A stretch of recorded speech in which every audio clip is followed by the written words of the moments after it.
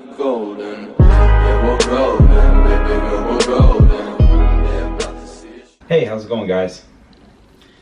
So, thanks for showing up to therapy today. Glad you could stop by.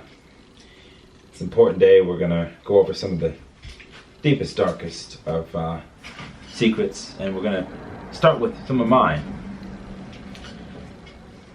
Yeah, it's hard to admit, but I've bought some pretty crazy shit in my day, and a lot of it wasn't a good idea. And what's worse is I lost a lot of money. So, we're gonna chronicle the 4 worst purchases that I've made in recent and not so recent history. Thanks for tagging along. So, we're going to start off with my first purchase that I made that was no good. Shouldn't have done it. And I did it out of impulse. It was back in high school, and I got an Xbox. I think it was an Xbox 360 or whatever they had back then. And I didn't know how to play any of the video games that the console supported. And I didn't even like playing video games. I still don't. And I used it as a DVD player. I ended up giving it away, I think. Or I think I sold it for 60 bucks. I think it was like 6 months later. And that was the dumbest idea because why? It was a waste. It's completely pointless. A lot of people buy things that have no real value to them, and they just buy it to buy it, and that's why they mismanage their funds. So that was a dumb idea. Shouldn't have done that. Shame on me. Second item. Let me look at my list here. Yeah, it was a tough therapy session, and well, I made a note of that. Second item that I bought, I should not have bought.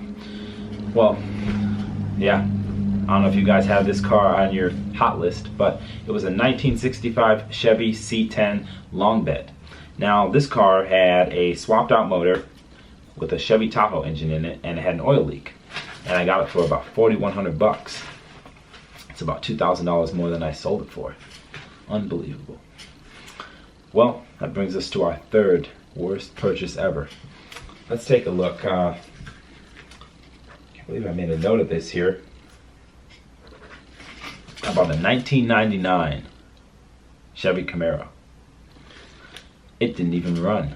The engine was seized. Now, of course, the kid I bought it from at midnight in Florida, he said that it was a battery issue, and I believed him. I spent $1,000 in that car. Put it on the back of a flatbed and brought it to the mechanic shop, only to find out that the crankshaft had seized, and I'd be out $1,000. I never saw that money back, by the way, and I ended up selling the car for 800 bucks. Unbelievable. Wow. Should I admit this one? Yeah, fine, whatever. I ended up buying a 2004 Infiniti G35 that was a rebuilt title.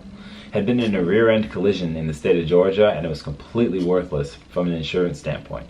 But I got it because it had low miles on it and the engine was intact. So it wasn't a completely horrendous idea, but it was way too much money that I ended up paying for it, and I could have allocated that money toward a completely different car that had a, clean title. And what's worse, it didn't even have a sound system in it. I had to put a sound system in it, and it had a lot of electrical issues. And for about the first year and a half, it smelled a lot like mold. I think it had been flooded. Man, I can't believe I admitted all that in a matter of about 3-4 minutes. Unbelievable. Well, I'm glad I shared that with you guys. That was a good therapy session. And hopefully, we get to talk more about the worst purchases that we make, and we get to avoid making those mistakes in the future. So thanks for stopping by, allowing me to share with you some of the things that I've done that were less than wise with my money.